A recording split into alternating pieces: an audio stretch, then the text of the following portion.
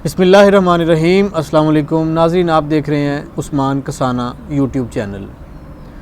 आज पाकिस्तान की सियासत के हवाले से एक डिफरेंट नोयत के मौजू पे मैंने आपसे बात करनी है। जो इन दिनों चल रहा है पाकिस्तान में और पंजाब में, जो रजीम चेंज हुआ, जो सियासत हुई, जो हुकूमत की तब्दीली हुई और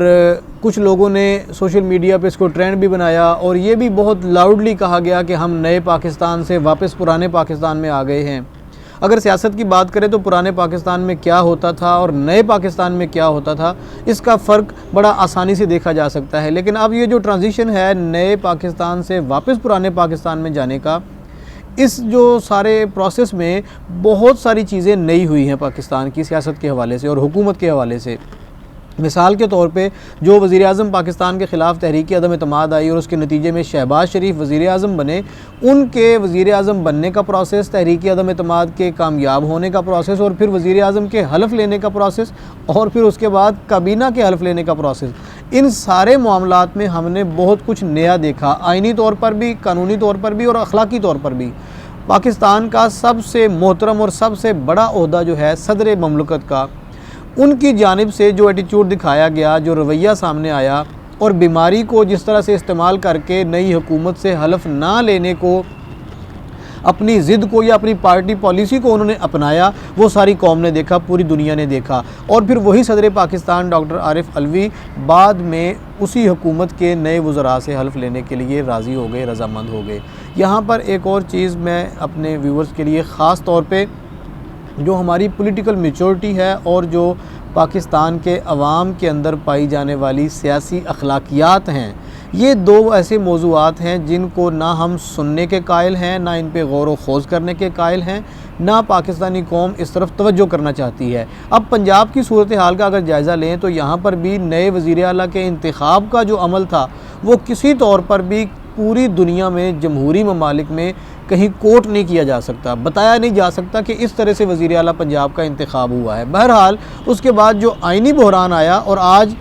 15 दिन से ज़ायद हो चुके हैं, बल्कि मैं अगर कहूँ कि 1 महीना होने को है कि ये प्रोसेस जो है पाकिस्तान के सबसे बड़े सूबे में एक बहरान की सी कैफियत है। सूबा किसी एग्जेक्टिव के सरबराह के, किसी हुकूमत के सरबराह के बग़ैर काम कर रहा है और वज़ीर आला का ना होना ये कोई छोटी बात नहीं है। अदालतें मुदाखलत कर रही हैं, चीफ़ जस्टिस उसमें हुक्मनामे जारी कर रहे हैं, गवर्नर उसमें तौजीहात कर रहे हैं, एडवोकेट जनरल वहाँ पेश होकर उनकी जवाबदेही का प्रोसेस हो रहा है। आज ताज़ा तरीन सूरत हाल ये है कि नए वज़ीर आला पंजाब का जो इंतखाब हुआ है, उनका हल्फ़ लेने का जो मामला है, वो गवर्नर पंजाब ने पहले तो कहा कि मैं किसी तौर पर भी इनसे हल्फ़ नहीं लूँगा। उन्होंने कानूनी चाराजोई की, डिले किया। अब जब कोई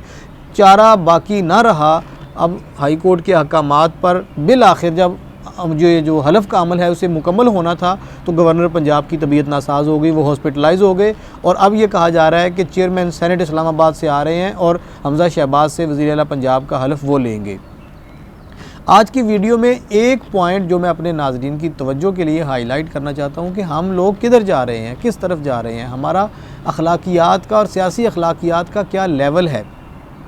आप देखें कि आम तौर पे तलबा, जो छोटे बच्चे होते हैं, स्टूडेंट्स होते हैं, जब उन पर कोई मुश्किल वक्त आता है, कोई इम्तिहान आता है या स्कूल जाने का कोई टाइम आता है, तो वो बीमारी का बहाना करें तो पेरेंट्स उन्हें सिखाते हैं कि बेटा ये झूठा और इस तरह बहानेबाजी का जो अमल है ये इंसान के करैक्टर को मुतासिर करता है। ऐसा नहीं करते। बच्चा भी अगर झूठ मूठ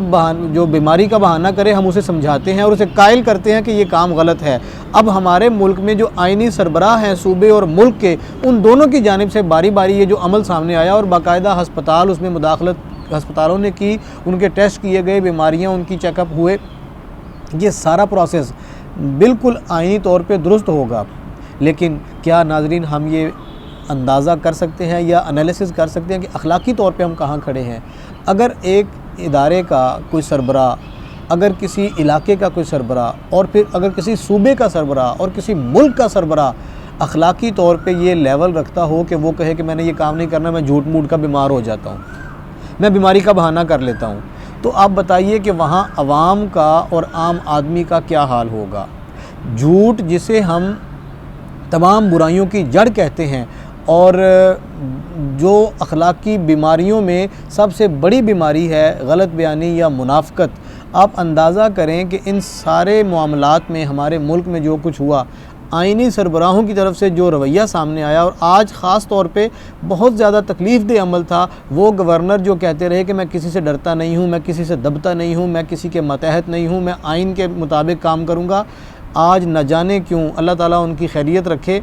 वो अचानक सहरी के वक्त बीमार हुए, उनको अस्पताल ले जाया गया, उनके टेस्ट हो रहे हैं। इस वक्त जब मैं आपसे ये बात कर रहा हूँ तो उनकी बीमारी की तशख़ीस की जा रही है, जो कि इंशाअल्लाह अल्लाह के घर बड़ी कवी उम्मीद है कल तक वो ठीक हो जाएंगे, बखैर आफ़ियत दोबारा गवर्नर हाउस में आ जाएंगे। ऑन दी अदर साइड ये देखिए कि उनकी गवर्नरशिप का जो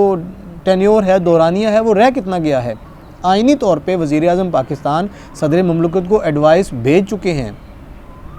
और उनका 15 दिन का दौरानिया या 25 दिन का, दोनों सूरतों में बिल आखिर उन्हें अपने घर जाना है, मज़ीद 5 दिन बाद, 10 दिन बाद या 15 दिन बाद। तो आज ही वो अखलाकी जुर्रत का मुजाहरा करते और कहते हैं कि मैंने अपनी पार्टी पॉलिसी के साथ स्टैंड करना है, मैं इस्तीफ़ा देता हूँ, मैं इस काम में नहीं आऊँगा। लेकिन उन्होंने बीमारी का बहाना करना ज़्यादा बेहतर समझा और अब वज़ीर आला पंजाब का हलफ कोई और लेगा। इन सारी बातों के बाद नाज़रीन एक सवाल छोड़े जा रहा हूँ आपके लिए कि हमें सियासत करते वक्त या हुकूमत करते वक्त सियासी अखलाकियात का भी और अपनी आने वाली नस्लों का भी सोचना चाहिए कि जो लोग हमें देखते हैं, जिनके हम हुक्मरान हैं, वो हमारे बारे में क्या राय रखते हैं। अगर वो हमारे रवैयों को, हमारे कंडक्ट को देखेंगे तो वो हमारे बारे में क्या अपनी राय कायम करेंगे। और फिर हुक्मरानों को देखकर नौजवान नस्लें, स्टूडेंट्स, तलबा, जो आने वाली हमारी जनरेशन है, वो अपने रवैये उन्हीं की डगर पे चलाने की कोशिश करती है। रोल मॉडल तो मैं नहीं कह सकता, लेकिन सुबह शाम हमें दिखने वाले ये लोग हमारे लिए किसी हद तक एक लाहे अमल या राह अमल तो ज़रूर मुरतब करते हैं या छोड़ते हैं। जो लाइन ऑफ एक्शन होती है लोगों को मिलती है। हमारे मुल्क में इन दिनों जो सियासत की गई, जिसमें बैरूनी मुदाखलत और साजिश से लेकर हमारे आइनी सरबराहों की बीमारियों तक, पुरस्रार बीमारियों तक, ये सारी बातें हमारे लिए बड़ी तशवीशनाक हैं। हमें इस पर नज़र षानी करनी चाहिए और साथ साथ नज़र षानी करने के अलावा हमें इन चीज़ों का इदराक भी करना चाहिए कि हम जो अमल, जो हमारे करैक्टरिस्टिक्स हैं, खाली इक़्तिदार से चिमटे रहने के लिए या इक़्तिदार हासिल करने के लिए, हर दो सूरत में हमें कोई ऐसा काम नहीं करना चाहिए। इनमें लोटों को भी शामिल कर लें, इनमें हॉर्स ट्रेडिंग को भी शामिल कर लें, इनमें मुनहरिफ अराकीन के जो ग्रेस है उनकी, उसको भी शामिल कर लें और हमारी अदालतों के रिमार्क्स को भी शामिल कर लें। जब मजमूई तौर पे हम ये सारा खाका देखते हैं, ये सारी सूरत हाल देखते हैं, तो हमें बड़ा तकलीफ़ दे मंज़र नज़र आता है कि हम सियासी तौर पे किस कदर गिर चुके हैं, हम सियासी तौर पे किस कदर अपने आप को तनज़्ज़ुली की तरफ ले जा चुके हैं। इक़्तिदार हमेशा सियासतदानों का मतमय नज़र रहा है और इक़्तिदार हमेशा उनकी मंजिल रही है, लेकिन इतना गिर के इक़्तिदार से चिमटे रहना और इतना गिर के इक़्तिदार हासिल करने के लिए हर हद तक जाना, ये दोनों सवाल काबिल गौर हैं और तवज्जो तलब हैं।